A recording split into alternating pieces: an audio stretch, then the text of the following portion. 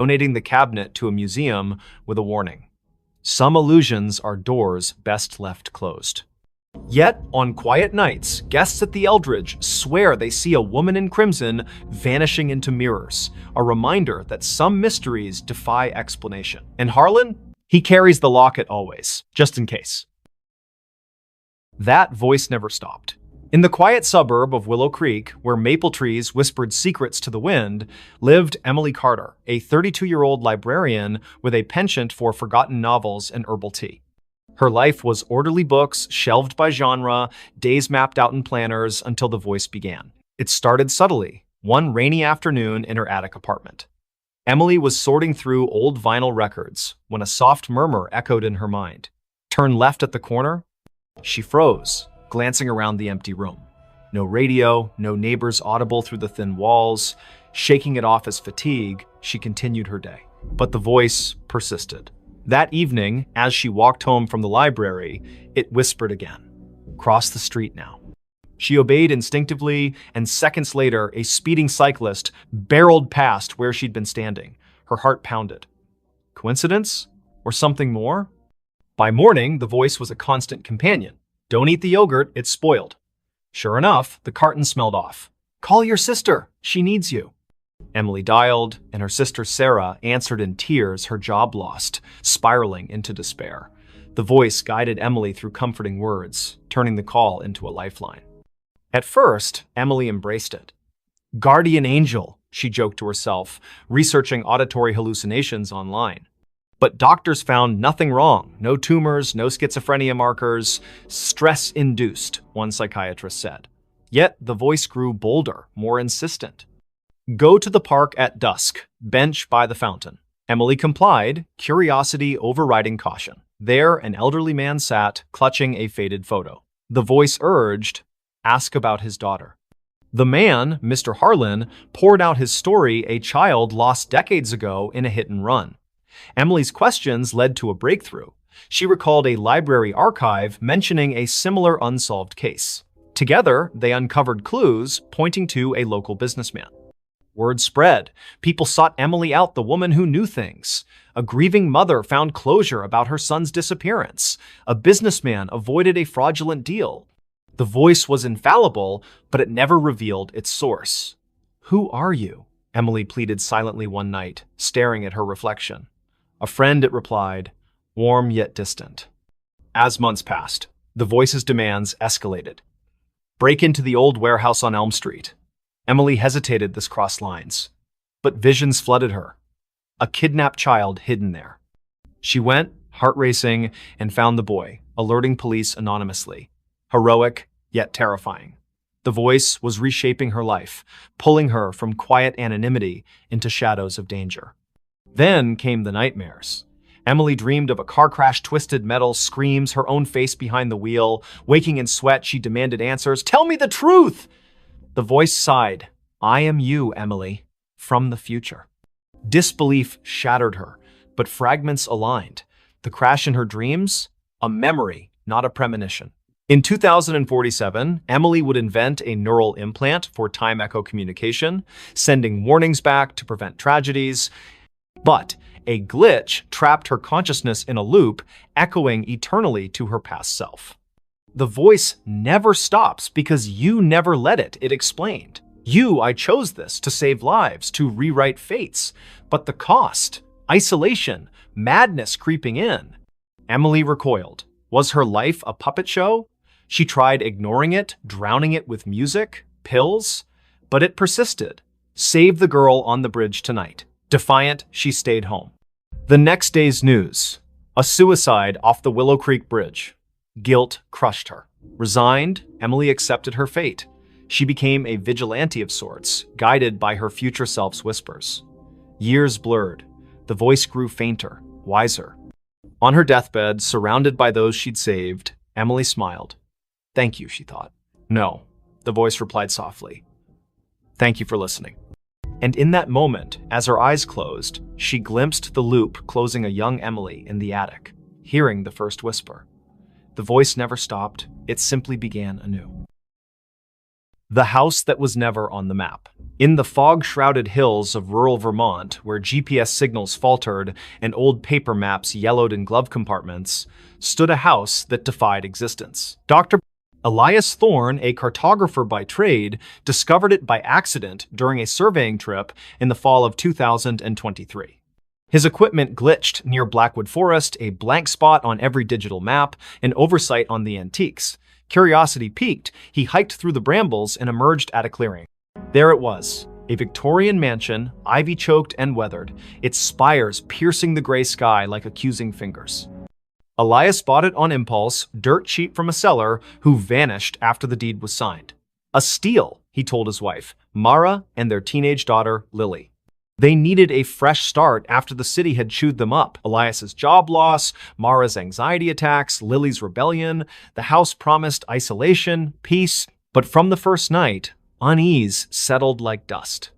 The movers swore the address didn't exist. "You're sure this is it?" one asked, eyeing the overgrown path.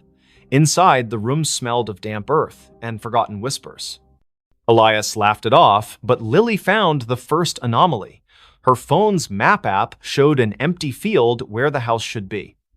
"Glitch," she muttered, but zooming in revealed nothing. No streets, no landmarks, just void. That evening, as rain lashed the windows, strange sounds began. Not creaks or groans, but echoes, faint conversations from empty rooms, like recordings of lives long past. Mara heard children's laughter in the attic, though the stairs led to a bricked-up wall. "Imagination," Elias dismissed, burying himself in his maps. He spread them across the dining table, marking the house's location obsessively. But no matter how he plotted coordinates, the ink bled, lines curving away as if repelled. Lily explored the basement first. Flashlight in hand, she descended creaking stairs into a labyrinth of cobwebbed shelves. Amid dusty crates, she found a leather-bound journal dated 1897. The entry spoke of a builder, Harlan Crow, who constructed the house as a sanctuary from the world's gaze. But later, pages devolved into madness. The walls shift. Doors open to nowhere. It hides us from maps, from reality itself. The last entry, "We are not alone." The others, they never left. That night, Lily dreamed of shadows peeling from the walls, forming humanoid shapes that whispered her name. She woke to find her bedroom door ajar, leading not to the hallway, but to a mirrored corridor stretching infinitely. Panicking, she slammed it shut. In the morning, it was normal again. Bad dream, she told herself, but bruises on her arms suggested otherwise. Elias noticed changes too. Rooms expanded or contracted overnight. The kitchen, once cozy, now felt cavernous, echoes amplifying every footstep. He measured it, dimensions impossible, defying Euclidean geometry. "Non-Euclidean spaces," he murmured, recalling Lovecraftian tales. Mara found solace in the garden, but the flowers wilted under her touch, petals curling like screams. The horrors escalated. One evening, during dinner, the lights flickered. When they stabilized, Lily was gone. Elias and Mara searched frantically upstairs, basement, outside, no trace. But from the vents came her voice, faint and distorted. "Help, it's pulling me in." They tore at wallpaper, revealing older layers beneath, faded drawings of trapped figures, hands pressed against invisible barriers. Elias delved into local lore at the town library. Blackwood Forest had a history disappearances dating back centuries. Settlers spoke of a fold in the world, a place where reality thinned, swallowing the unwary. Harlan Crow, it turned out, was an occultist who built the house on a ley line, intending to escape predators and enemies by making it unfindable. But the ritual backfired, anchoring the house in a liminal space, a pocket dimension that fed on inhabitants. That night, Mara vanished too. Elias heard her screams from the attic, now inexplicably accessible. He climbed, finding a room filled with mannequins posed in frozen agony faces, twisted, eyes hollow. One wore Mara's necklace. "No," he gasped, backing away. The door sealed behind him. Alone, Elias confronted the truth. The house wasn't on maps because it wasn't fully here. It existed in the cracks between worlds, luring souls to sustain itself. Whispers surrounded him now. Voices of the lost, including Lily and Mara, begging for release. He tried to leave, but the front door opened to the same foyer, looping eternally. In desperation, Elias burned his maps in the fireplace. Flames roared, illuminating shadows that coalesced into forms Crow and his victims, their eyes pleading. "Join us!" they chorused. As the fire died, Elias felt himself fading, his outline blurring like erased ink. Search parties combed Blackwood Forest for weeks, but found no house, no family. The Thorn disappearance became another legend, whispered in town. Yet, on foggy nights, hikers swear they glimpse a mansion in the trees, one that vanishes when approached, forever unmarked, eternally hungry. Police found something under the bed. The call came at 3:17 a.m., shattering the quiet of Willowbrook's police station. Officer Rachel Hayes, bleary-eyed from a double shift, grabbed the radio. "Disturbance at 42 Maple Lane. Dispatch crackled. Neighbor reports screams. Possible domestic." Rachel exchanged a glance with her partner, Officer Tom Carver. They'd patrolled this sleepy suburb for years. Nothing ever happened on Maple Lane. The house was a modest two-story, its porch light flickering like a dying star. Rachel knocked, but no one answered. The neighbor, Mrs. Clancy, stood across the street, clutching her robe. "It was a woman's scream," she whispered. Then silence. "The Porters. They're quiet folks. Something's wrong." Tom jimmied the lock, and they stepped inside. The air was thick, stale, with a faint metallic tang. The living room was pristine, couch cushions fluffed, a muted TV playing infomercials. Rachel's flashlight swept the staircase. "Police!" she called. No response. Upstairs, the master bedroom door was ajar. Rachel nudged it open, her hand on her holster. The bed was unmade, sheets tangled like a struggle had occurred. A bedside lamp lay shattered on the floor. Tom checked the closet empty. Rachel crouched, peering under the bed. Her breath caught. "Tom, get over here." Beneath the bed frame, scratched into the hardwood, was a crude pentagram, its lines smeared with something dark and sticky. In its center lay a bundle, wrapped in a stained blanket. Rachel's pulse hammered as she reached for it, expecting a body. Instead, she found a doll crudely stitched, with buttons for eyes and straw poking through seams. Its fabric was damp, reeking of copper. "Blood?" Tom whispered, his face pale. Rachel nodded, bagging the doll as evidence. The radio crackled back up, was 10 minutes out. But the house felt alive, its silence oppressive. A faint scratching came from the walls, rhythmic, like claws on wood. They searched the rest of the house. In the basement, they found Polaroids scattered across a workbench, images of the Porters, Claire and David, smiling at first, then progressively gaunt, eyes hollow. The last photo showed Claire staring blankly, her hands clutching the doll. Scrawled on the back, "It sees us." Rachel's skin prickled. "We need to find them," she said. But Tom pointed to the ceiling. The scratching had moved upstairs. They ascended cautiously, following the sound to the guest room. The door was locked. Tom kicked it open, revealing a small space with a single window, curtains billowing despite no breeze. On the floor lay David Porter, his throat slashed, eyes wide in frozen terror. Claire was gone. Blood trailed from the body to the bed, where the mattress sagged oddly. Rachel lifted it. Underneath, carved into the box spring, was another pentagram, this one larger, its lines pulsing with a faint red glow. The scratching stopped. A whisper slithered from the shadows. "You found me." Tom stumbled back, his gun shaking. Rachel's flashlight flickered, plunging them into darkness. When it snapped back on, the room was empty, David's body gone. Only the doll remained, now lying in the pentagram's center, its button eyes glinting. "Rachel, we need to go," Tom urged, but she couldn't move. The doll's head twitched, turning toward her. A giggle echoed, high and childlike, though no child lived here. The walls seemed to breathe, closing in. Rachel grabbed the doll, intending to secure it, but it burned her hand, leaving a blistered mark. Backup arrived, flooding the house with lights and voices, but the evidence was vanishing. The pentagram under the bed was gone, the floor pristine. The doll in Rachel's evidence bag was now just a pile of ash. The photos in the basement? Blank. David's body never reappeared, and Claire remained missing. The official report called it a domestic dispute gone wrong, but Rachel knew better. She couldn't sleep. The giggle followed her home, echoing in her apartment. One night, she woke to scratching under her own bed. Heart pounding, she looked, nothing.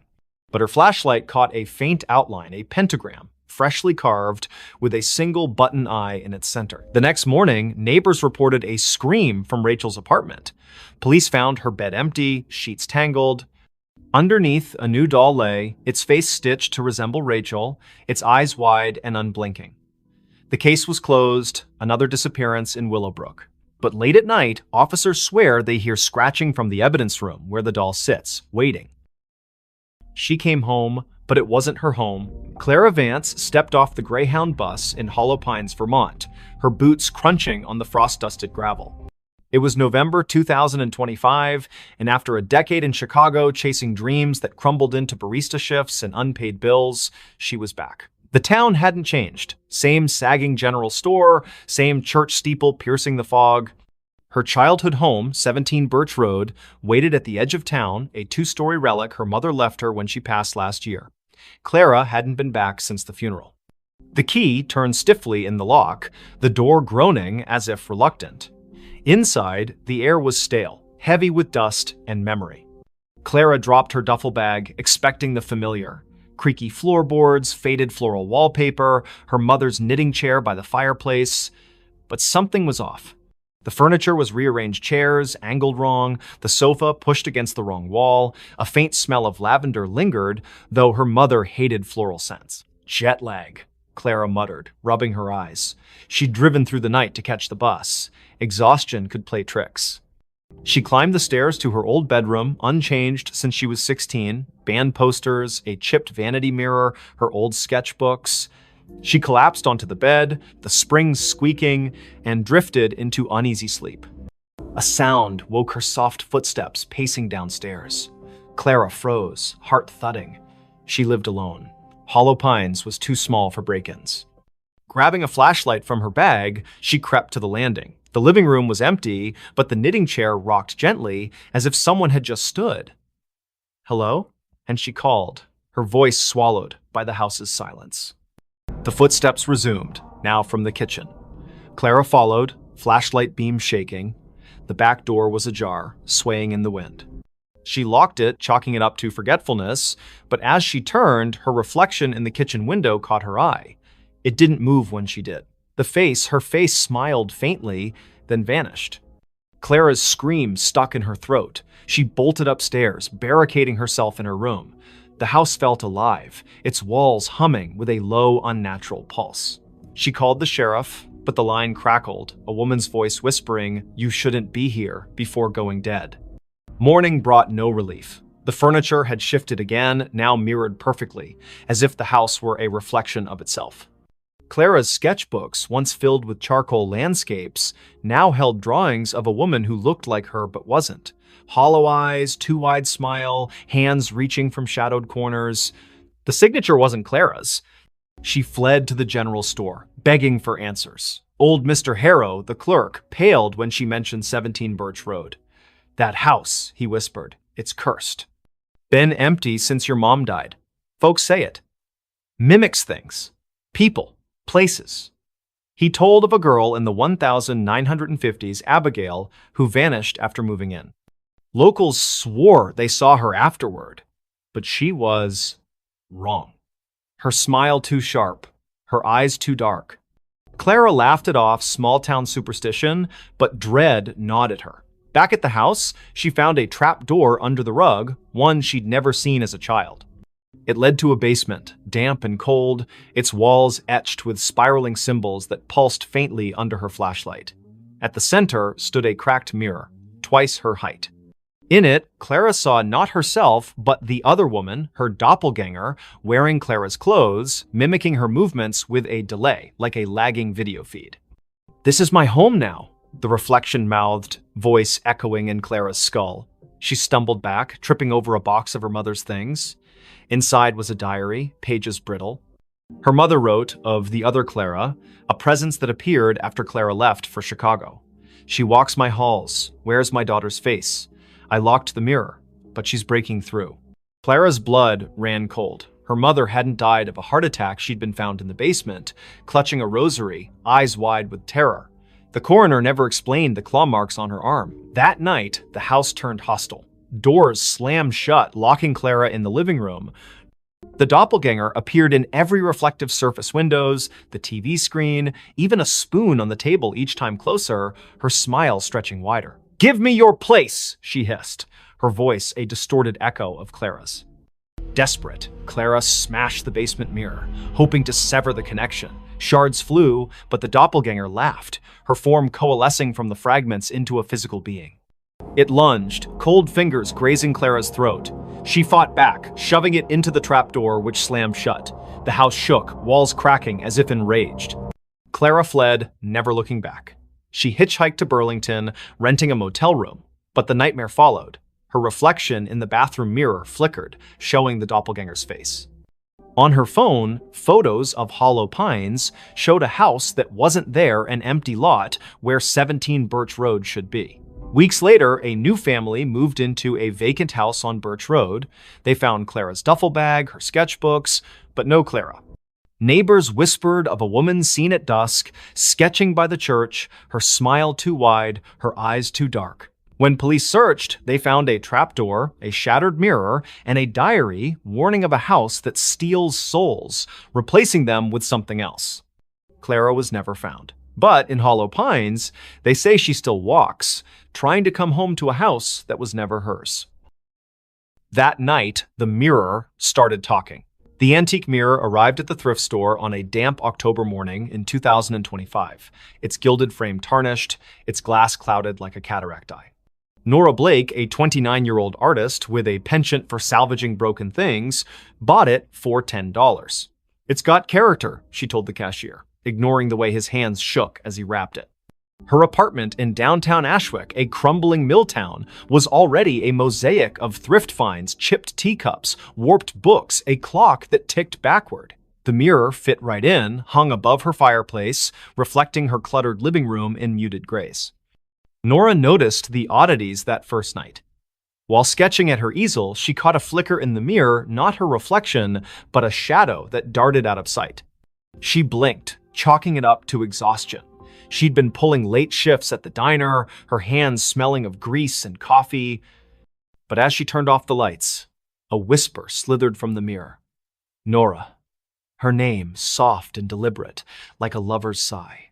She spun around, heart pounding. The room was empty, the mirror still. Sleep eluded her.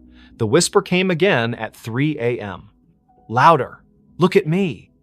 Nora stumbled to the mirror, her breath fogging the glass. Her reflection stared back, but her eyes seemed wrong too wide, pupils dilating like ink spreading in water. She touched the glass. It was warm, pulsing faintly. "Stress," she muttered, unplugging every light and crawling back to bed. By morning, the mirror had changed. Its surface was clearer, almost luminous, reflecting details Nora hadn't noticed. A crack in the ceiling, a stain on the rug. But it didn't reflect her. Instead, it showed a woman who looked like Nora, same auburn hair, same freckles, but dressed in a high-collared gown, her expression hungry. "Stay with me," the woman mouthed, her voice echoing in Nora's skull. Nora covered the mirror with a sheet, but the whispers persisted, seeping through the fabric. "You're mine now." She called her friend Milo, a skeptic who fixed electronics and scoffed at ghost stories. He inspected the mirror, finding nothing, no wires, no speakers. "It's just old glass," he said. But his voice trembled when he noticed the sheet had fallen off, the mirror bare again. That night, Nora dreamed of the woman in the gown. She stood in a candlelit room, walls dripping with black mold, chanting in a language Nora didn't know. The woman's hands reached through the dream, clawing at Nora's chest. She woke gasping, claw marks burning across her ribs. The mirror glowed faintly, the woman's face pressed against the glass from the inside, smiling. Nora researched the mirror's origins. The thrift store had no records, but an old newspaper clipping mentioned a similar mirror owned by Evelyn Crane, an Ashwick heiress who vanished in 1892. Locals claimed Evelyn practiced witchcraft, trapping souls in reflective surfaces to cheat death. Her mansion burned down, but the mirror survived, passing through estate sales, each owner meeting misfortune, suicides, disappearances, madness. Desperate, Nora tried to destroy the mirror. She swung a hammer, but the glass didn't crack. The blow reverberated, knocking her back. The woman's laughter filled the room, sharp and gleeful. "You can't break me." Objects began moving, books slid off shelves, teacups shattered. The mirror's reflection showed not her apartment, but Evelyn's charred mansion, its walls alive with writhing shadows. Milo returned, pale but determined, with a priestess from a local Wiccan group. She burned sage, chanting protections, but the air grew heavy, the temperature plummeting. The mirror pulsed, and Evelyn's voice boomed. "This is my vessel." The priestess screamed, blood trickling from her nose, and fled. Milo stayed, gripping Nora's hand. "We burn it," he said. They doused the mirror in gasoline, but the flames wouldn't catch. Instead, the mirror's surface rippled, and Evelyn stepped out, her form solidifying gown pristine, eyes black voids. Nora and Milo ran, but the apartment's doors locked, windows sealed. Evelyn's laughter chased them, her footsteps heavy. "You invited me in," she taunted, her fingers brushing Nora's neck, cold as frostbite. In a final stand, Nora faced the mirror, staring into Evelyn's eyes. "Take me, but leave him," she pleaded. The mirror flared, and Nora felt herself pulled inside, her body dissolving into light. She saw Evelyn's memories, betrayals, rituals, a desperate pact with something ancient. Then, darkness. Milo woke in the apartment, alone. The mirror was gone, the wall bare. Nora's sketchbooks lay open, filled with drawings of Evelyn's face. Police searched, but Nora was another Ashwick disappearance. Milo kept quiet, fearing disbelief, but he never returned to the apartment. Months later, a new tenant hung a cheap mirror above the fireplace. That night, it whispered, "Look at me." And in its reflection, Nora's face appeared, her eyes too wide, her smile not her own. The final note before disappearing. In the sleepy coastal town of Greyhaven, where the Atlantic's waves whispered secrets to the cliffs, the old lighthouse on Widow's Point stood abandoned. Its beacon hadn't spun since 1987, when keeper Amos Reed vanished, leaving only a cryptic note in the logbook. "The song calls. I must answer." Locals avoided the place, claiming the wind carried eerie melodies at night. But for Lena Harper, a 34-year-old composer with a faltering career, the lighthouse was a last chance to find inspiration. Lena arrived in October 2025, renting a cottage near the cliffs. Her symphony, meant to revive her reputation, was due in a month, but her mind was blank. Haunted by failures and a recent divorce, the lighthouse, looming against the gray sky, felt like a muse. She ignored the townsfolk's warnings, superstitions about siren songs and missing keepers. "It's just an old tower," she told herself, hauling her violin and notebook up the spiral stairs. The interior was frozen in time. Rusted lanterns, a cracked logbook, and a gramophone in the keeper's quarters, its needle poised over a warped record. Lena set up her recorder, hoping to capture the ocean's rhythm for her score. That night, as fog smothered the coast, she played her violin, the notes echoing off the stone walls. Then, faintly, another melody answered a haunting, wordless hum that seemed to rise from the sea. Lena stopped, her bow trembling. The hum continued, weaving through her own music, both beautiful and wrong, like a lullaby sung by something ancient. She checked her recorder. It had caught the sound, clear and unnervingly human. "Wind through the cliffs," she reasoned, but her skin prickled. The gramophone needle twitched, spinning the record without power. The hum grew louder, now a voice. "Play with me." She fled to the cottage, locking the door. Sleep brought nightmares, shadows with liquid eyes, hands pulling her toward the waves. By morning, her recorder was blank, the haunting melody erased. Desperate for answers, Lena visited the town library, finding records of Greyhaven's lost. Since the lighthouse was built in 1843, 7 keepers had vanished, each leaving a note about a song. The last, Amos, was found days before his disappearance, wandering the cliffs, muttering about her voice. Lena's obsession grew. She returned to the lighthouse, playing her violin to lure the voice. It came stronger, singing in a language she didn't know, yet understood. "Finish the song and join us." Her fingers moved unbidden, composing a melody that felt like it belonged to someone else. She scribbled it down, a single page, titled The Final Note. It was perfect, her masterpiece, but writing it left her drained, her reflection in the lantern room's glass pale and unfamiliar. That night, the lighthouse shook. The gramophone blared, its records spinning backward, spewing distorted wails. Lena's score glowed faintly on the table, the ink shifting, forming symbols that pulsed like a heartbeat. The voice was inside now. You're mine. Shadows slithered from the walls, their forms humanoid but fluid, eyes glinting like oil slicks. They circled her, humming her own melody. Lena ran, but the stairs looped endlessly, each turn bringing her back to the lantern room. The glass walls reflected not the ocean, but a churning abyss, faces pressing against it. Amos, the other keepers, their mouths open in silent screams. The voice laughed, complete it or stay forever. In a panic, Lena grabbed her score and tore it, scattering the pieces. The shadows shrieked, the lighthouse trembling as if in pain. The gramophone exploded, shards cutting her arms. She stumbled outside, collapsing on the cliffs. Dawn broke, the fog lifting, and the lighthouse stood silent, its door sealed as if never opened. Lena fled Greyhaven, her symphony unwritten. She burned her violin, moved inland, and swore never to compose again. But the melody lingered, humming in her dreams.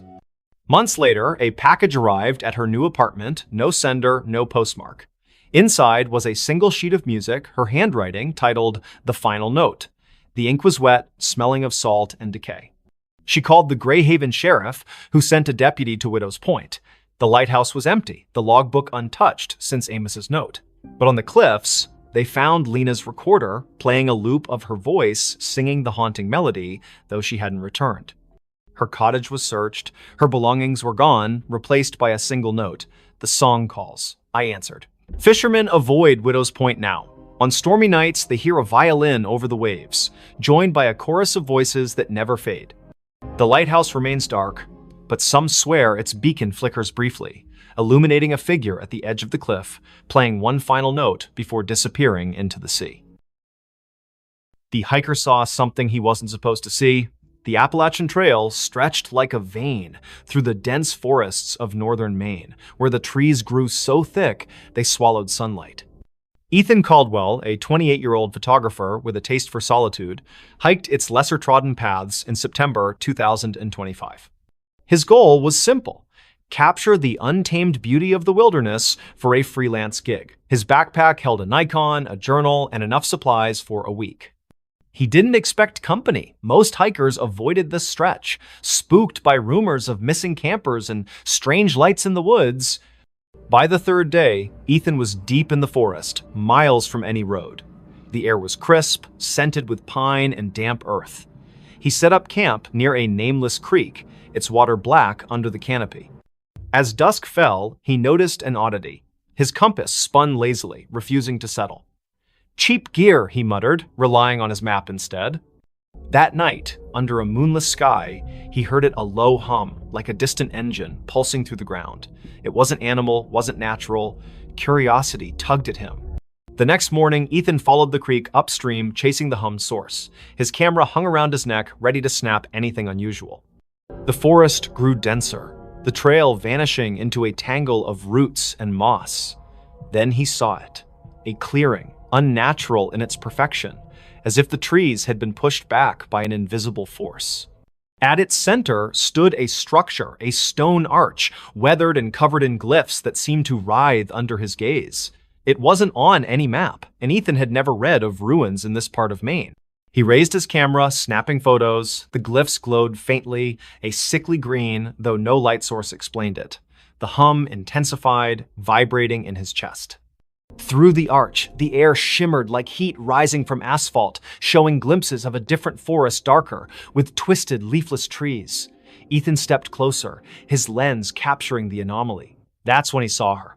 A figure stood just beyond the arch, humanoid but wrong, too tall, limbs too long, its face a blur of shadow. It didn't move, yet Ethan felt watched, his skin crawling as if ants marched beneath it. He lowered the camera, and the figure was gone. But when he checked the viewfinder, it was there, closer. Its face now a featureless void with pinprick eyes. His hands shook as he backed away. the hum now a deafening drone in his skull. Ethan ran, branches clawing at his face. His compass was useless, spinning wildly. The forest seemed to shift, paths looping back to the clearing no matter which way he turned. Panic set in as night fell, the hum replaced by whispers his name, spoken in a voice that wasn't human. "You saw," it hissed, echoing from every tree. He stumbled into his campsite, only to find his tent shredded, his journal open to a page he hadn't written. You weren't supposed to see. Desperate, Ethan checked his camera. The photos of the arch were gone, replaced by images of himself hiking, sleeping, eating, taken from angles that meant someone or something had been watching him for days. The last photo showed him standing before the arch, the figure behind him, its long fingers brushing his shoulder. He hadn't felt a thing. He fled toward the nearest ranger station, 20 miles south, using the stars to navigate. But the forest fought him. Roots tripped him, shadows moved against the wind. At dawn, he found a stream and followed it, hoping for salvation. Instead, it led back to the clearing. The arch loomed larger now, the glyphs pulsing red. The figure stood within, motionless, its void face fixed on him. "Join us," the whispers urged, now a chorus.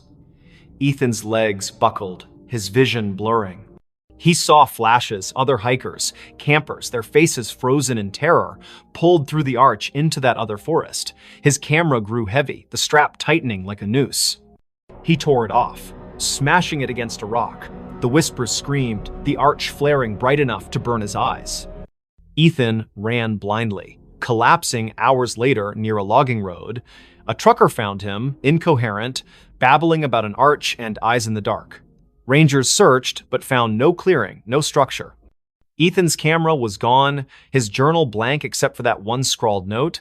Doctors diagnosed exposure and trauma, but Ethan knew better. He moved to a city, avoiding forests, but the whispers followed, faint at first, growing louder each night. You can't unsee. Months later, a hiker found a single photo wedged in a tree on the Appalachian Trail, a grainy shot of Ethan standing before a stone arch, his face pale, eyes wide. Behind him, a figure loomed, its fingers on his shoulder. The hiker burned the photo, fearing it would follow him too. But in Greyhaven's bars, they still talk of the arch that appears to the lost, and the things that watch from the other side, waiting for those who see what they shouldn't. The phone rang, but it wasn't plugged in. In the small town of Coldwater, Maine, where winter clung to the streets like a bad memory, Sarah Klein moved into the old duplex on Sycamore Street in December 2025. She was 31, a graphic designer fleeing a toxic relationship and a city that felt suffocating. The duplex was cheap, its faded wallpaper and sagging floors a small price to pay for solitude. The landlord, a nervous man named Mr. Greeley, handed her the keys with a warning. "Don't mind the quirks, old houses creak." Sarah nodded, eager to unpack and start over. The first quirk appeared on her second night. She was sorting boxes in the living room when the phone rang, a shrill, brassy jangle from an ancient rotary phone on the kitchen counter. Sarah froze. The phone's cord dangled unplugged, its end frayed and caked with dust. She approached it, the ringing growing louder, insistent. Hesitating, she lifted the receiver. Static crackled. Then a voice, low, garbled, neither male nor female, whispered, "You're not supposed to be here." The line went dead, the phone cold in her hand. Sarah checked the cord again. No outlet, no connection. She laughed nervously, blaming stress. She'd been sleeping poorly, haunted by dreams of her ex's voice echoing in empty rooms. She unhooked the receiver and placed it in a drawer, determined to ignore it, but the next night it rang again, the sound muffled from inside the drawer. Sarah's heart thudded as she opened it. The receiver was back on the cradle, the phone unplugged. "Leave," the voice hissed when she answered. Sharper this time, like it was closer. She called Mr. Greeley, who chuckled uneasily. "That old thing? Been dead for years. Probably faulty wiring. He promised to send an electrician, but no one came." Sarah tried to focus on work, sketching logos on her tablet, but the phone rang every night at 3:13 a.m., each call more menacing. "Get out, or stay forever," it warned, the static now laced with faint screams. She stopped answering, but the ringing grew louder, vibrating through the walls. Desperate, Sarah dug into the duplex's history. The town library's archives revealed a grim past. In 1974, the previous tenant, Margaret Hale, vanished after neighbors reported hearing her scream during a storm. Her belongings were found untouched, except for a rotary phone unplugged with a note beside it. It won't stop. Other tenants had fled over the decades, citing noises and bad feelings. A man in 1992 claimed the phone spoke his name before he disappeared. Sarah's dreams worsened. She saw Margaret, pale and eyeless, standing in the kitchen, dialing the rotary phone with skeletal fingers. In the dreams, the walls bled, and the voice from the phone chanted, "Join us." Waking, Sarah found scratches on her arms, as if she'd clawed herself. She bought a new phone, a modern cordless one, but it too rang at 3:13 a.m., unplugged, spitting the same garbled voice. She tried to leave, packed a bag, booked a motel, but the duplex's doors wouldn't open, locks jammed, windows stuck, her car keys vanished, reappearing on the kitchen counter beside the rotary phone. In a panic, she smashed the phone with a hammer. The plastic cracked, but the ringing continued, now emanating from the walls, the floor, her own skull. "You can't break me," the voice laughed. Sarah turned to the internet, posting on X about haunted phones in Coldwater. A local, @Maine Mysteries, replied with a thread about Sycamore Street. The duplex was built on a forgotten burial ground, desecrated in the 1800s. Mediums had visited, claiming a presence, something old, something angry, trapped souls of those who lived there, using the phone as a conduit. The thread ended abruptly. The user hadn't posted since. That night, the ringing was deafening. Sarah, sleepless and fraying, answered. The voice was clear now, almost her own. "Look behind you." She spun, seeing nothing but shadows. But in the hallway mirror, a figure stood Margaret, her face a rotting mask, her hands reaching through the glass. Sarah screamed, dropping the receiver. The lights flickered, and the air grew heavy, smelling of wet earth and decay. She barricaded herself in the bedroom, but the walls pulsed, whispering her name. The phone, shattered, reassembled itself on her nightstand, ringing relentlessly. In a final act of defiance, Sarah burned sage, chanting prayers she half remembered from childhood. The ringing stopped, replaced by a howl that shook the duplex. The mirror cracked, and Margaret's form lunged, cold fingers grazing Sarah's throat. Sarah blacked out. She woke at dawn, sprawled on the kitchen floor, the phone silent, its cord still unplugged. The doors opened easily now. She fled, leaving everything behind. The motel clerk in the next town swore she checked in alone, but Sarah felt watched, the voice's echo lingering in her ears. Weeks later, a new tenant moved into the duplex. They found a rotary phone, pristine, on the counter. That night, it rang, unplugged, whispering a new name. In Coldwater, they don't talk about Sycamore Street anymore. But those who pass the duplex at 3:13 a.m. hear it, a faint brassy jangle, and a voice that begs, "Answer me." They dug up the backyard. In the quiet suburb of Elmwood, where picket fences and manicured lawns defined normalcy, the Hargrove family moved into 23 Oak Lane in the spring of 2025. The house was a steal, a charming craftsman with a sprawling backyard, snapped up after the previous owners vanished without a trace. Jenna Hargrove, a single mother of 37, saw it as a fresh start for her and her 12-year-old son, Lucas. The realtor glossed over the prior owner's disappearance, blaming financial troubles. Jenna, eager to escape her own past, didn't press. The backyard was Lucas's favorite part. Overgrown with wildflowers and shaded by an ancient oak, it begged for exploration. He wanted to build a treehouse, so Jenna hired a local landscaper, Mr. Polk, to clear the tangle of weeds and level the ground. Polk, a grizzled man with eyes like chipped flint, hesitated. "Folks say this yard's bad luck," he muttered, glancing at the oak. "Last owners dug here. Never seen again."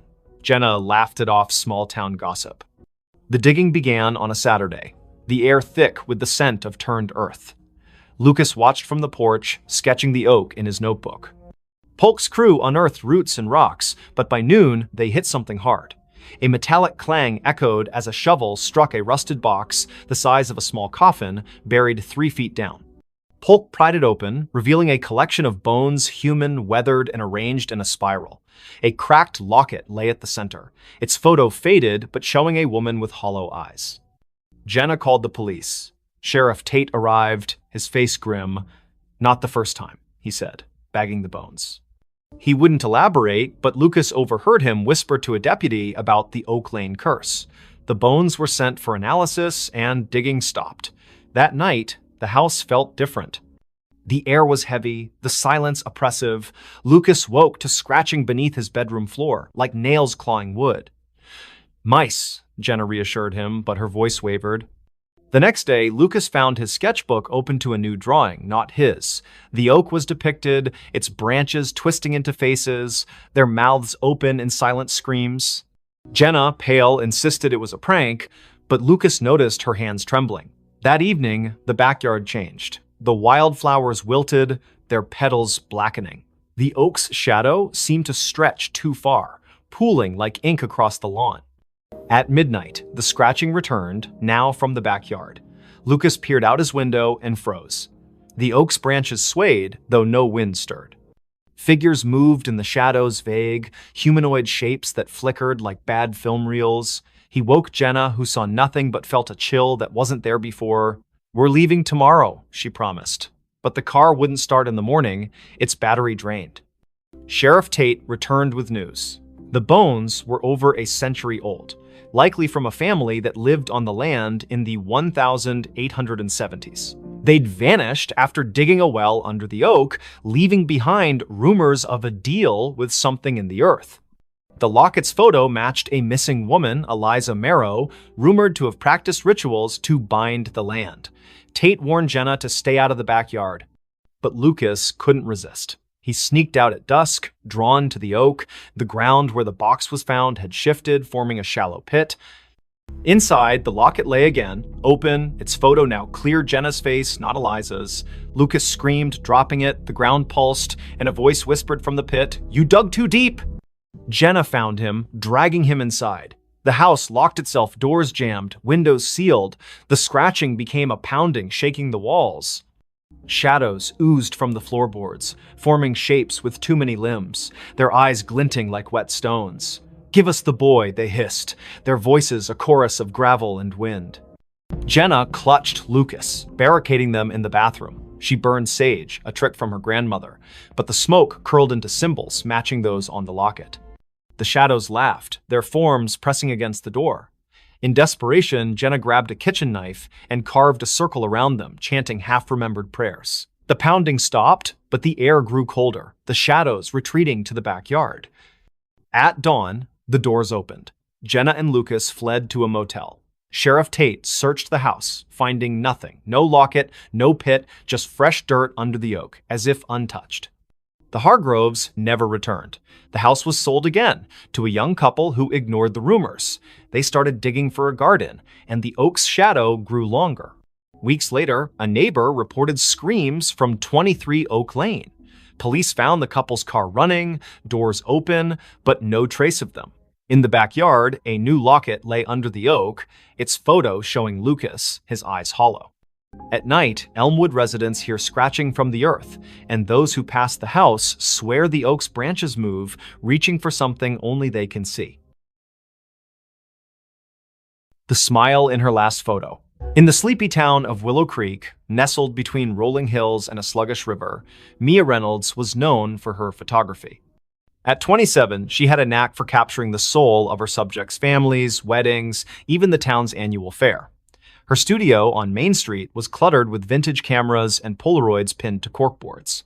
But in November 2025, Mia took a photo that would haunt Willow Creek forever. It started with a commission from the town's historical society. They wanted shots of the old Grayson Manor, a crumbling estate on the outskirts, abandoned since the 1940s. Rumors swirled about its last resident, Evelyn Grayson, who vanished after a fire gutted half the house.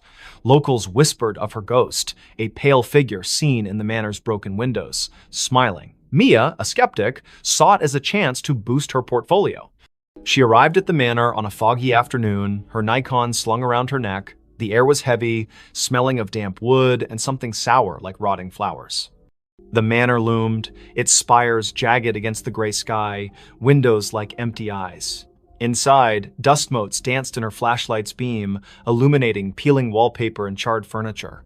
Mia snapped photos, the click of her shutter echoing in the silence. In the upstairs parlor, she found a cracked vanity mirror, its surface clouded but oddly warm to the touch. As she framed a shot, her camera's viewfinder flickered, showing not the room, but a woman pale, with long dark hair, wearing a tattered dress. Her smile was too wide, stretching beyond human limits, her eyes black voids. Mia gasped, lowering the camera. The room was empty, but the mirror reflected the woman, her head tilting as if studying Mia. Heart pounding, Mia fled, her photos untouched.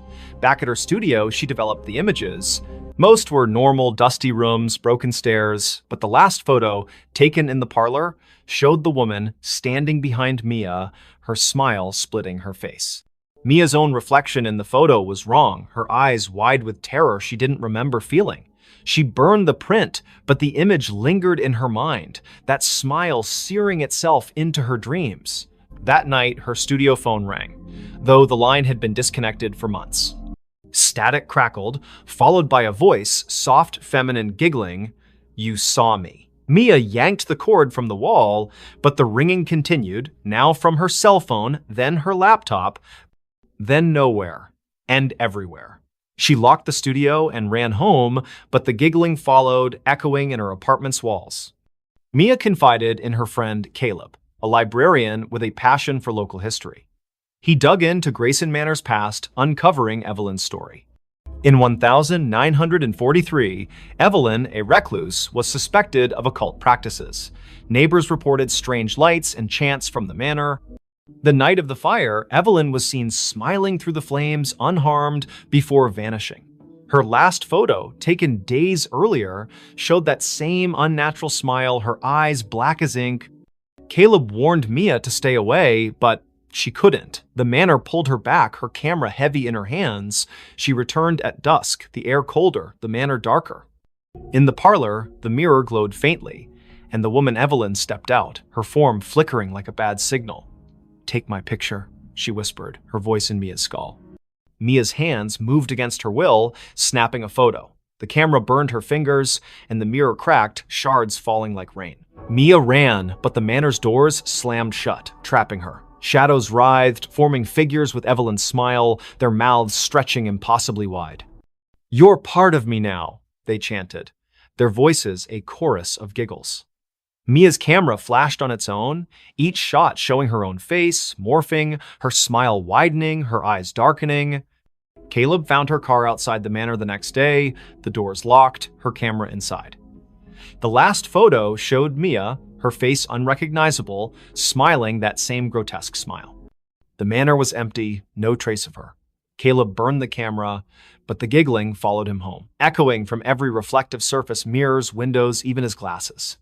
Willow Creek sealed the manor, but Mia's photos began appearing around town, tacked to lampposts, slipped under doors. Each showed her with that smile, her eyes black, standing in places she'd never been. Those who kept the photos heard the giggling, saw her in their mirrors. The town stopped taking pictures, afraid of what their cameras might capture. But at night, in Willow Creek's quiet streets, some swear they see Mia smiling, her camera flashing, waiting for someone new to see her last photo. A child's cry in an empty house. In the forgotten outskirts of Dunhaven, a Rust Belt town where factories stood like tombstones, the house at 9 Hollow Road was a local legend. Its windows were boarded, its paint peeled like dead skin, and its yard was a jungle of thorns. No one had lived there since the 1980s, when the Miller family vanished, parents, 2 kids gone overnight. The only trace was a child's shoe found in the attic, stained with something the police never identified. In November 2025, Nora Ellis, a 34-year-old true crime podcaster, saw the house as her next big story. Nora arrived with her recorder, a flashlight, and a skeptical smirk. Dunhaven's locals warned her away, whispering of cries heard at midnight, lights flickering in empty rooms. Ghost stories pay the bills, she told her producer over the phone, setting up in the house's foyer. The air was thick, smelling of mildew and something sharper, like burnt sugar. Her recorder hummed, capturing the silence until a faint sob broke through, a child's voice trembling from upstairs. Nora froze. The house was supposed to be empty. She called out, "Hello?" Her voice echoed, unanswered, but the sobbing grew louder, coming from the attic. She climbed the stairs, their creaks swallowing her footsteps. The attic door was ajar, though town records swore it was nailed shut after the Millers' disappearance. Inside, the air was colder, the darkness heavier. Her flashlight caught a child's drawing on the floor, stick figures in a circle, their heads scratched out, red crayon dripping like blood. The sobbing stopped. Nora's recorder crackled, replaying the cry on loop, though she hadn't touched it. "Help me," the voice whispered, now inside her head. She stumbled back, her flashlight flickering. In its beam, she saw movement, a small figure darting behind a pile of moldy boxes. "Who's there?" she shouted, but the attic was empty again. Her recorder now played a different sound, laughter, high and cruel, layered over the sobs. Nora dug into the Millers' case that night, holed up in a motel. Old newspaper clippings told of the family's odd behavior before they vanished, parents pale and withdrawn, the children, Anna and Tim, seen drawing strange symbols in the yard. A neighbor claimed Anna spoke of friends in the walls who sang to her. The police found no bodies, no clues, only that shoe, a girl's sneaker, size 3, with stains that tested inconclusive. Back at the house the next day, Nora set up motion sensor cameras. At dusk, the sobbing returned, now from the basement. She descended, the stairs slick with dampness. The basement was a maze of crates and rusted pipes, the air thick with the burnt sugar smell. Her camera caught nothing, but her recorder picked up whispers. "Stay with us." A child's handprint appeared on a crate, wet and glistening, though the floor was dry. Nora's skin crawled as the sobbing turned to giggles, echoing from every corner. She found a loose floorboard, prying it up to reveal a tin box. Inside were Anna's drawings, dozens of them, showing a faceless figure with too many arms, surrounded by crying children. A note, in childish scrawl, read, "They want us to stay forever." As Nora read, the basement door slammed shut. Her flashlight died, and the giggles became screams. Not a child's, but something older, hungrier. "You found us," it hissed. Nora's cameras failed, their footage corrupted, showing only static with faint outlines of a child's face, eyes black. She ran, but the house seemed to shift, hallways looping, doors leading back to the basement. In the attic, the drawings had multiplied, covering the walls, now depicting Nora alongside the faceless figure. Her recorder played her own voice, screaming, though she hadn't opened her mouth. Desperate, she smashed a boarded window, crawling into the thorn-choked yard. The cries followed, now outside, circling her. She stumbled to her car, driving to the motel, but the rearview mirror showed Anna's face, her eyes hollow, her mouth a gaping smile. Nora swerved, nearly crashing, and the face vanished. The next day, she returned with a priest, Father Daniels, who paled at the house's threshold. "This isn't a haunting," he whispered. "It's a trap." He sprinkled holy water, but it hissed, evaporating on the floor. The cries erupted, shaking the walls, and the priest fled, clutching his cross. Nora stayed, recording one last episode. "Whatever took the Millers is still here. It wants me too." That night, Nora vanished. Her car was found at 9 Hollow Road, her recorder inside, playing a loop of a child's cry and her own screams. The house was empty, the drawings gone, but neighbors reported lights in the attic. A new family moved in months later, unaware of the history. Their daughter found a shoe in the attic, Nora's stained with something red. At midnight, they heard it, a child's cry echoing from an empty house, calling them to stay. The elevator never stopped on the same floor. In the heart of Ashwood City, where skyscrapers cast long shadows over neon-lit streets, the Crestview Towers stood as a relic of faded glory. Built in the 1970s, its 30 floors housed a mix of offices, apartments, and rumors of strange happenings. By December 2025, most tenants had fled, spooked by flickering lights and whispers in the halls. But for Riley Tate, a 29-year-old freelance coder scraping by, the cheap rent on the 2021 floor was worth the eerie vibes. Riley noticed the elevator's quirk on her first day. She pressed 22, but the car stopped on 13. A floor marked storage on the panel, its doors opening to a dark hallway lined with rusted lockers. The air was stale, smelling of mildew and something metallic. She jabbed the close button, but the elevator lingered, as if waiting. "Old wiring," she muttered, ignoring the faint hum like a distant voice coming from the corridor. The next day, it happened again. She pressed 22, but the elevator stopped on 7, revealing a dimly lit floor with peeling wallpaper and a child's tricycle tipped over in the hall. No one lived on 7. The landlord, Mr. Voss, a gaunt man with nervous eyes, swore it was vacant. Riley's skin prickled as the hum returned, now forming words, "Stay." She slammed the close button, her heart racing as the door shut. By the third night, the elevator never reached her floor. She'd pressed 22, but it stopped randomly 15, 9, 26, each floor wrong, each hallway different. Floor 15 had mirrors lining the walls, reflecting not Riley, but a pale figure with her face, eyes black and unblinking. Floor 9 smelled of ash, its walls scorched, with claw marks gouged into the plaster. Floor 26 was freezing, its windows frosted over, showing a city skyline that wasn't Ashwood's jagged alien under a red sky. Riley stopped using the elevator, taking the stairs, but the stairwell was no better. Doors to random floors were unlocked, leading to the same strange halls she'd seen from the elevator. Her phone's GPS showed her at Crestview Towers, but the coordinates flickered, sometimes placing her miles away in an empty field. She called Voss, who dismissed her concerns. "Old buildings creak," he said, but his voice trembled. Desperate, Riley researched the tower's history on X and in the city library. Crestview was built on the site of a 1920s asylum razed after a fire killed dozens.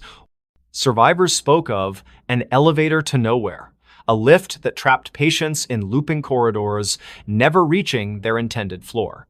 The asylum's last director, Dr. DNM, Alara Finch, vanished in the fire, leaving a journal describing doorways that opened to other places, other times, sealed by rituals she couldn't complete. Riley's nights grew sleepless. The elevator dinged at odd hours, its doors opening on her floor, revealing those wrong hallways. One night, she woke to find her apartment door ajar, the elevator waiting. A voice, Alara's, she later learned, whispered from the car, "Come inside." Riley slammed her door, barricading it with a chair, but her laptop, left on, displayed a live feed of herself sleeping, filmed from above her bed. No camera was there. She confronted Voss, who paled at the mention of the elevator. "It's her," he whispered, eyes darting. "Alara, she never left."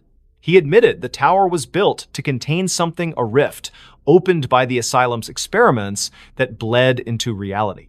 The elevator was its anchor, moving not just between floors, but between worlds. Tenants who rode it too long vanished, their names erased from leases, their apartments empty. Riley tried to leave, but her key wouldn't turn in the lock. The elevator dinged, doors open, revealing a hallway of endless mirrors, each showing Alara's face pale, smiling, her eyes voids. "Ride with me," she whispered, her voice in Riley's head. Riley ran to the stairwell, but it looped back to the elevator, the car waiting like a predator.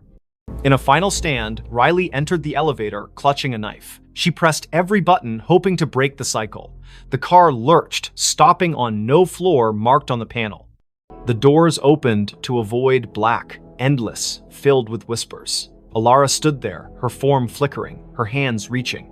Riley slashed wildly, the knife passing through air, but the elevator shook, sparks flying, the doors shut, and the car plummeted. Riley woke in her apartment, the elevator silent, her knife was gone, her hands bloodied. She fled Crestview Towers, never returning.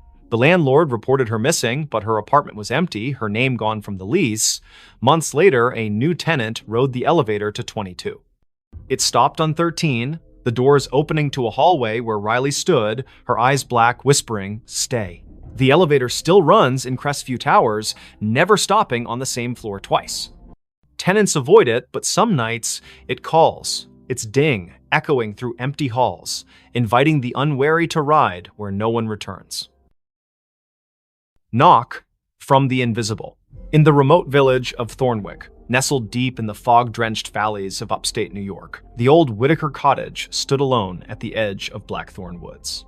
Its clapboard walls sagged and its windows were clouded with grime, yet it drew Clara Wren, a 32-year-old writer seeking solitude to finish her novel. In January 2026, she rented the cottage, ignoring the locals' warnings about its history. "People don't stay long," the grocer said, his eyes darting to the woods. "It knocks, and then it takes." Clara dismissed it as folklore. The cottage was perfect, isolated, cheap, with a stone fireplace and a view of snow-laden pines. She unpacked her laptop, notebooks, and a thermos of coffee, settling into a rhythm of writing by day and stoking the fire by night.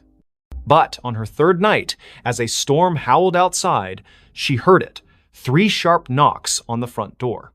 The sound was deliberate, heavy like a fist on wood. She froze, her pen hovering over the page. The door was locked, the windows shuttered. She called out, "Who's there?" No answer. The wind screamed, but the knocks came again, 3, slow, from the door. Clara grabbed a flashlight and peered through the peephole. Nothing but swirling snow. She opened the door, heart pounding, but the porch was empty, the snow undisturbed, no footprints, no tracks. The knocks returned the next night, now from the bedroom wall. 3, always 3, rhythmic and insistent. Clara checked every inch of the cottage attic, crawl space, even under the floorboards. Nothing.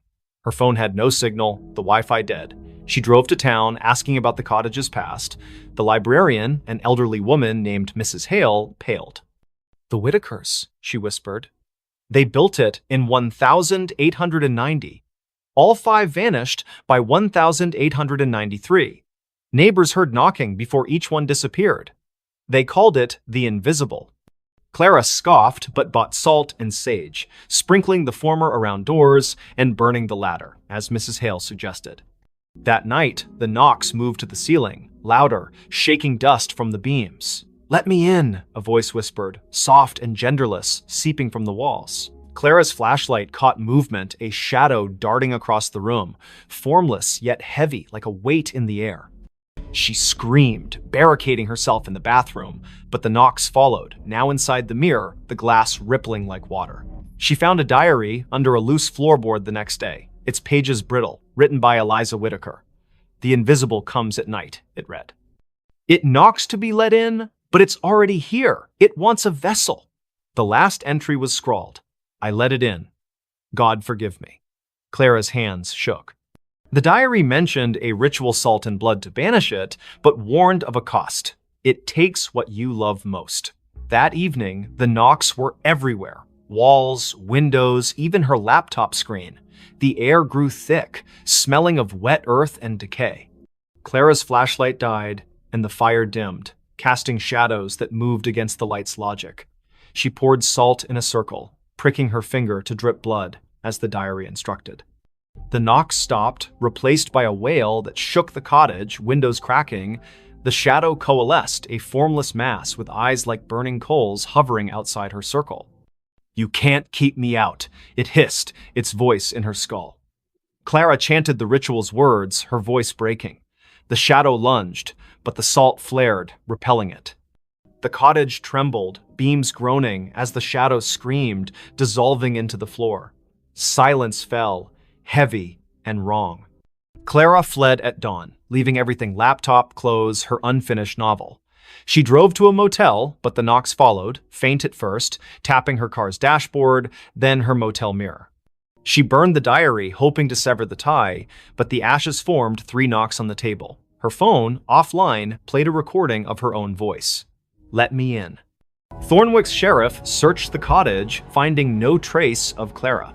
Her car was found in the woods, empty, with salt scattered across the seats. Locals say the cottage is quiet now, but at night, hikers hear knocks 3, always 3, coming from the trees. A new tenant moved in, unaware. On their first night, they found a notebook, not Clara's, with a single line. "It's already inside." By morning, they were gone, and the knocks began again, waiting for the next to answer. The woman smiled at her own grave. In the fog-choked town of Grayvale, where the cemetery on Hollow Hill was older than the church itself, the gravestones told stories no one dared repeat. It was March 2026 when Elise Carver, a 30-year-old archivist, arrived to catalog the town's records for a university project. Grayvale's library was a treasure trove of crumbling ledgers, but it was the cemetery that drew her a maze of moss-covered stones, some dating back to the 1700s. Locals avoided it, whispering of a woman seen wandering among the graves, smiling at one in particular. Elise, ever the skeptic, dismissed the tales as rural superstition. She set up in a rented room above the town's only inn, her nights filled with dreams of fog and footsteps. Her first visit to the cemetery was uneventful, her camera snapping photos of weathered epitaphs under a gray sky. But one grave stood out: Margaret Vane, 1894, 1924, taken by the mist. The stone was pristine, untouched by time, its inscription sharp. Elise's fingers brushed it, and a chill sank into her bones, though the air was still. That night, her photos wouldn't load. The camera's screen flickered, showing not the cemetery, but a woman pale, with dark hair and a smile that stretched too wide, standing before Margaret's grave. Elise's heart pounded. She hadn't seen anyone there. She deleted the image, but her laptop crashed, rebooting to a desktop wallpaper of the same woman smiling directly at her. The innkeeper, Mrs. Dowell, noticed Elise's unease at breakfast. "You've been to Hollow Hill," she said, her voice low. "Don't go back. Margaret doesn't like visitors." She spoke of 1924, when Margaret Vane, a recluse, was found dead in her home, smiling, with no cause of death. Days before, she'd been seen at her own grave, digging in the dirt, her smile unnerving witnesses. Since then, those who lingered at her grave vanished, their names added to the cemetery's mistaken stones. Elise, stubborn, returned to the cemetery. The fog was thicker, curling like fingers around the graves. She found Margaret's stone again, now surrounded by fresh dirt, as if someone had dug and refilled it. Her camera clicked, but the lens caught a shadow moving behind her, a woman, her dress tattered, her smile a slash of white. Elise spun, finding nothing but fog. Her recorder, left running, picked up a whisper: "You're mine." Back at the inn, Elise's dreams turned vivid. Margaret stood at her grave, smiling, her eyes black voids. "Join me," she mouthed, her voice echoing in the room. Elise woke to find her window open, fog seeping in, and her camera full of new photos. Her sleeping, her walking, her standing at the grave, Margaret always behind her, smiling. She burned sage, a trick from her mother, but the smoke formed Margaret's face, grinning. Desperate, Elise scoured the library.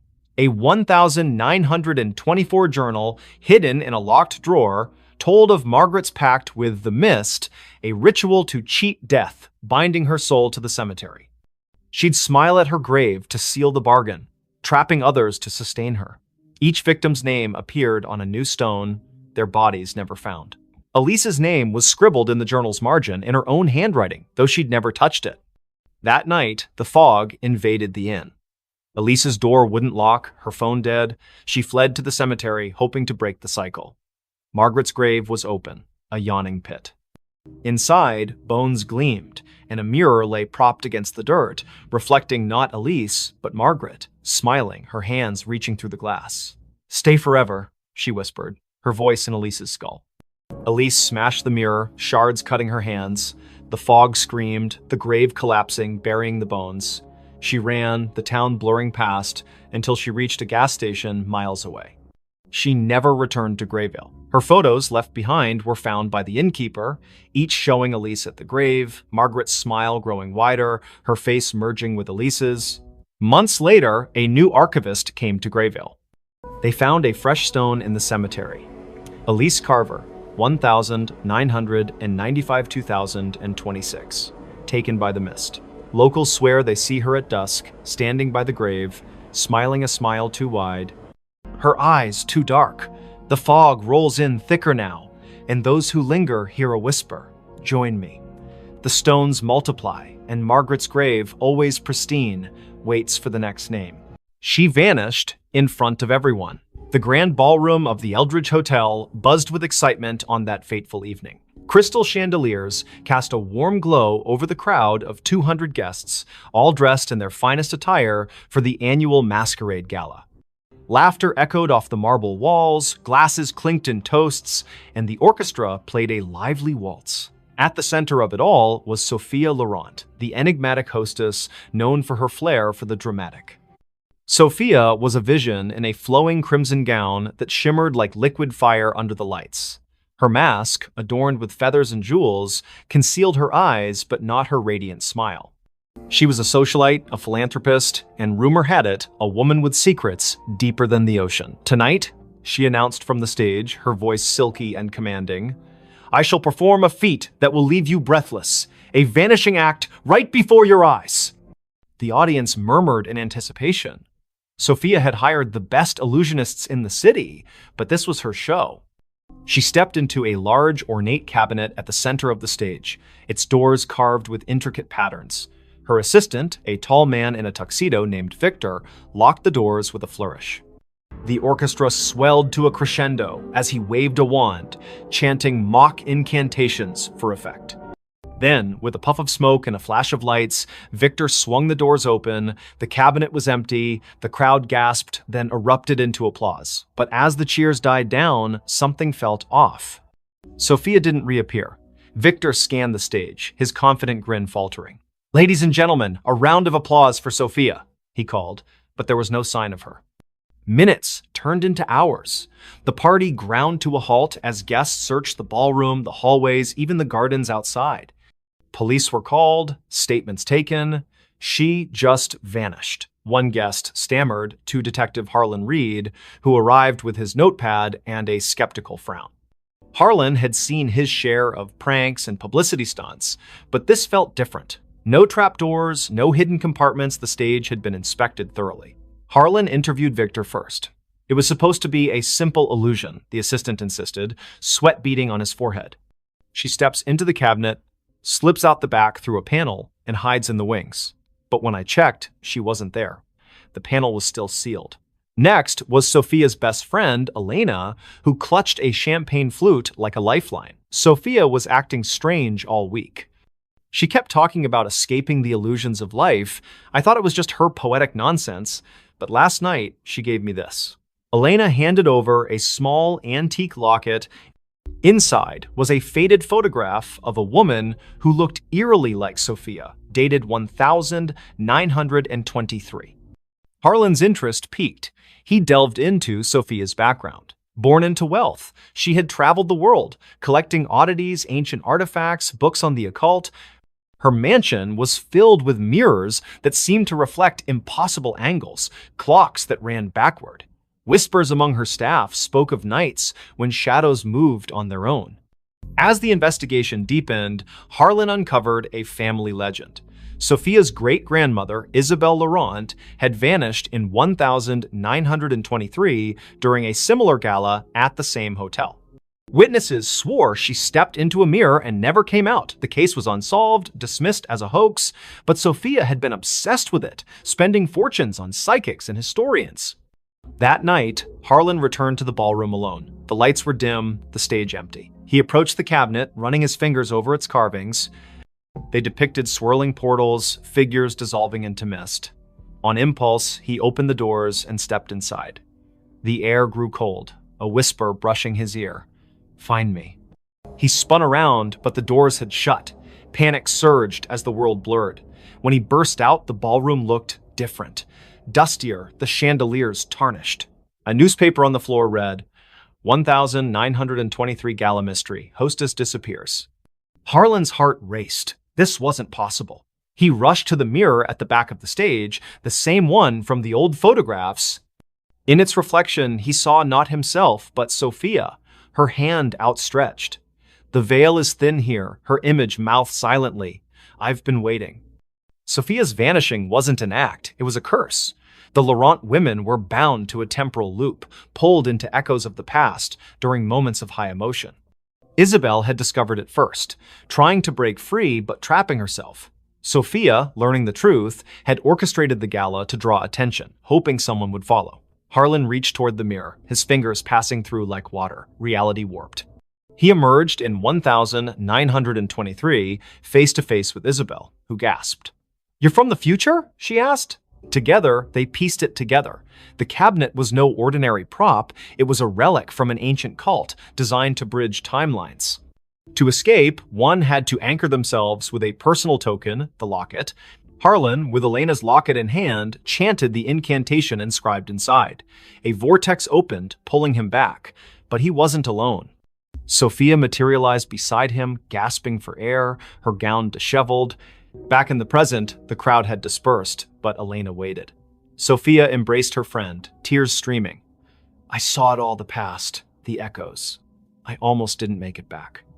The police called it a hoax, but those who knew the truth kept silent. Sophia retired from the spotlight, donating the cabinet to a museum with a warning. Some illusions are doors best left closed.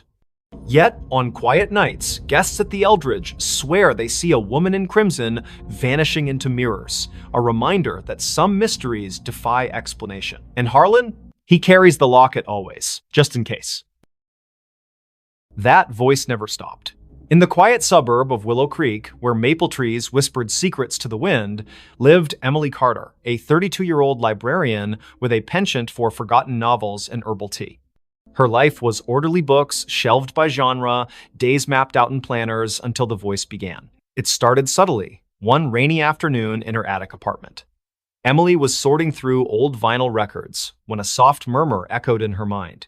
"Turn left at the corner." She froze, glancing around the empty room.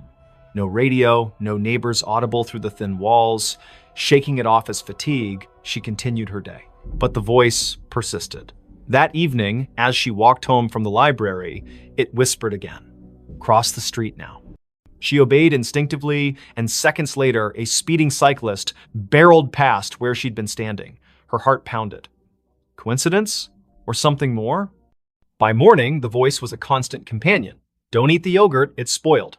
Sure enough, the carton smelled off. "Call your sister, she needs you." Emily dialed, and her sister Sarah answered in tears, her job lost, spiraling into despair. The voice guided Emily through comforting words, turning the call into a lifeline. At first, Emily embraced it. "Guardian angel," she joked to herself, researching auditory hallucinations online. But doctors found nothing wrong. No tumors, no schizophrenia markers. Stress-induced, one psychiatrist said.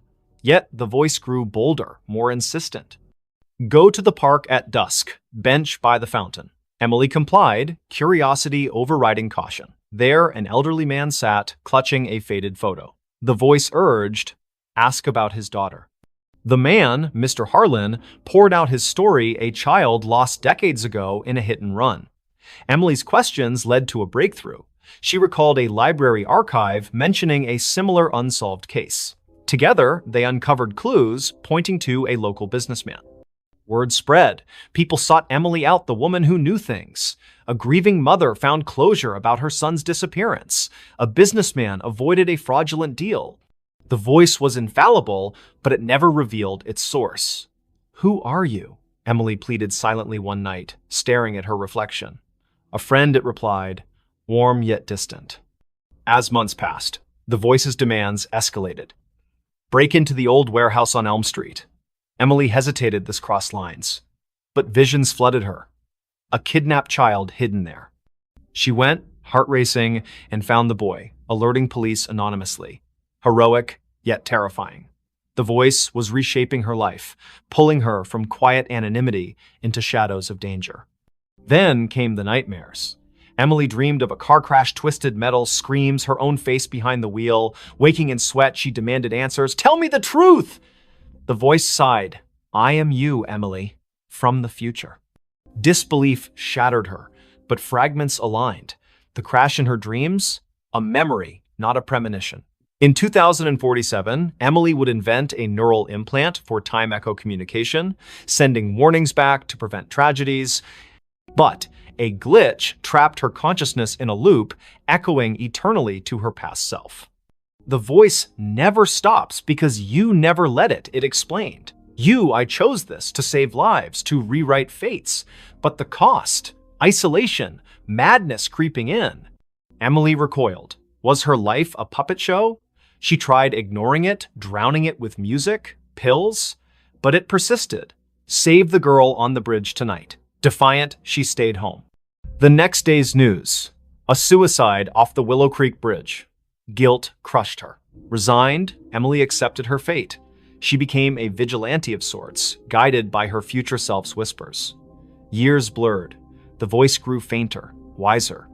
On her deathbed, surrounded by those she'd saved, Emily smiled.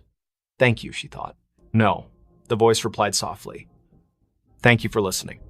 And in that moment, as her eyes closed, she glimpsed the loop closing a young Emily in the attic, hearing the first whisper. The voice never stopped, it simply began anew. The house that was never on the map. In the fog-shrouded hills of rural Vermont, where GPS signals faltered and old paper maps yellowed in glove compartments, stood a house that defied existence. Dr.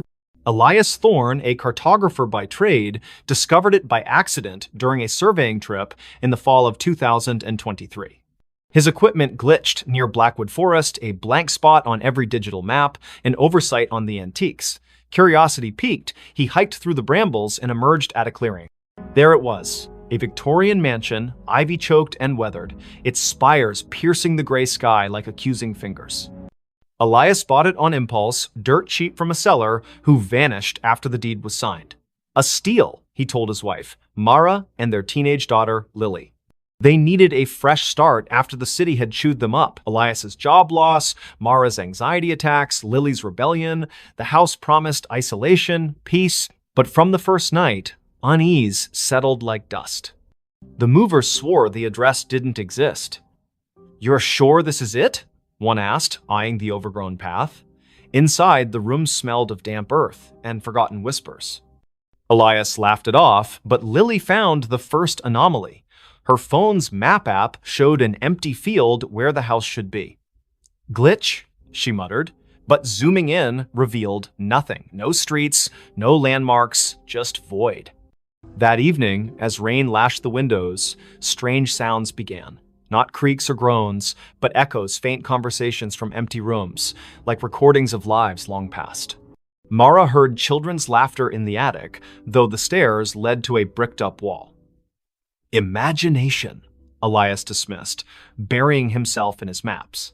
He spread them across the dining table, marking the house's location obsessively. But no matter how he plotted coordinates, the ink bled, lines curving away as if repelled. Lily explored the basement first. Flashlight in hand, she descended creaking stairs into a labyrinth of cobwebbed shelves. Amid dusty crates, she found a leather-bound journal dated 1897. The entry spoke of a builder, Harlan Crow, who constructed the house as a sanctuary from the world's gaze. But later, pages devolved into madness. The walls shift. Doors open to nowhere. It hides us from maps, from reality itself. The last entry, "We are not alone." The others, they never left. That night, Lily dreamed of shadows peeling from the walls, forming humanoid shapes that whispered her name. She woke to find her bedroom door ajar, leading not to the hallway, but to a mirrored corridor stretching infinitely. Panicking, she slammed it shut. In the morning, it was normal again. Bad dream, she told herself, but bruises on her arms suggested otherwise. Elias noticed changes too. Rooms expanded or contracted overnight. The kitchen, once cozy, now felt cavernous, echoes amplifying every footstep. He measured it, dimensions impossible, defying Euclidean geometry. "Non-Euclidean spaces," he murmured, recalling Lovecraftian tales. Mara found solace in the garden, but the flowers wilted under her touch, petals curling like screams. The horrors escalated. One evening, during dinner, the lights flickered. When they stabilized, Lily was gone. Elias and Mara searched frantically upstairs, basement, outside, no trace. But from the vents came her voice, faint and distorted. "Help, it's pulling me in." They tore at wallpaper, revealing older layers beneath. Faded drawings of trapped figures, hands pressed against invisible barriers. Elias delved into local lore at the town library, Blackwood Forest had a history of disappearances dating back centuries. Settlers spoke of a fold in the world, a place where reality thinned, swallowing the unwary. Harlan Crow, it turned out, was an occultist who built the house on a ley line, intending to escape predators and enemies by making it unfindable. But the ritual backfired, anchoring the house in a liminal space, a pocket dimension that fed on inhabitants. That night, Mara vanished too. Elias heard her screams from the attic, now inexplicably accessible. He climbed, finding a room filled with mannequins posed in frozen agony faces, twisted, eyes hollow. One wore Mara's necklace. "No," he gasped, backing away. The door sealed behind him. Alone, Elias confronted the truth. The house wasn't on maps because it wasn't fully here. It existed in the cracks between worlds, luring souls to sustain itself. Whispers surrounded him now. Voices of the lost, including Lily and Mara, begging for release. He tried to leave, but the front door opened to the same foyer, looping eternally. In desperation, Elias burned his maps in the fireplace. Flames roared, illuminating shadows that coalesced into forms Crow and his victims, their eyes pleading. "Join us!" they chorused. As the fire died, Elias felt himself fading, his outline blurring like erased ink. Search parties combed Blackwood Forest for weeks, but found no house, no family. The Thorn disappearance became another legend, whispered in town. Yet, on foggy nights, hikers swear they glimpse a mansion in the trees.